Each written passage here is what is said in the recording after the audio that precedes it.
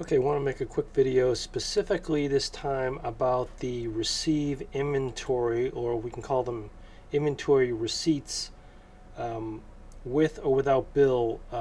You can make labels with Label Connector for your inbound or incoming inventory two different ways. You can use your receiving transactions and your purchase orders that you sent out to your vendors. When you send out that PO to the vendor and when the goods come in the door, you can use POs to pull up data quickly for a whole bunch of items.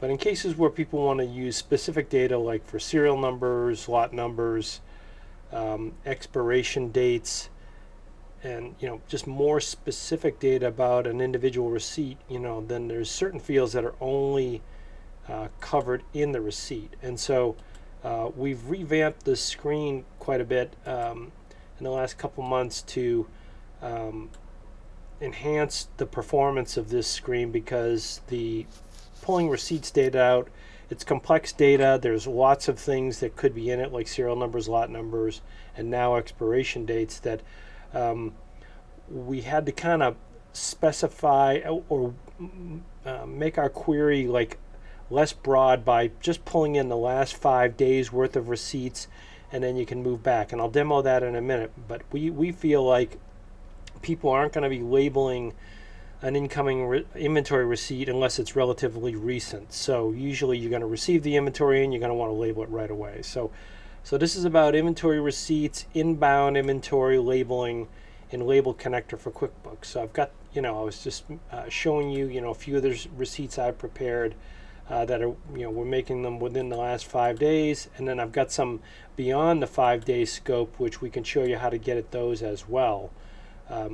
So let's go to Label Connector. So when you first come into the main Label Connector user interface, you see all of our different order search queries.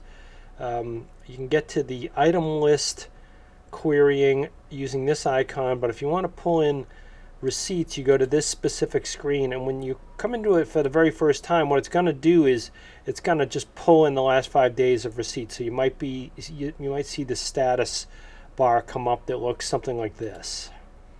So it'll just process those last 5 days worth of receipts, because it doesn't see any receipts when you come in here for the first time. And then we have an ability to just go back through each of those receipts and just scroll back through them. You can see we have the receive date there. Now I've been also pulling in previous receipts here, but if I go back another 5 days, you see it just pulled those 4 in, right?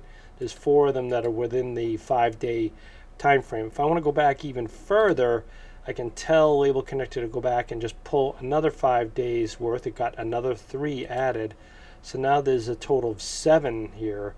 We got the 4 that are in the most recent 5 days, and then we got 1, 2, 3 that are predating that. So we can go back 10 days pretty easily, and you see it's pretty well. This is a small data file, but with large data files, we really kind of need to do it this way to help with the performance and make this a much more reliable screen. So so just to kind of demo what this would do, if you were to print it, you just select it.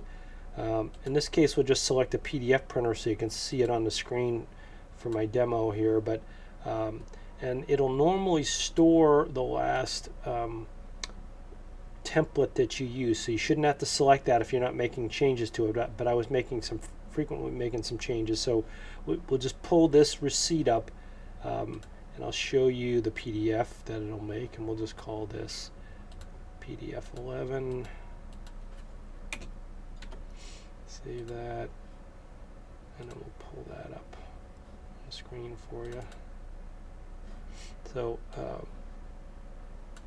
So this is a label that I built ahead of time, and I can show you the designer, but we have separate videos on there. I've got a logo, I've got the receipt number, some dates on here, the item description.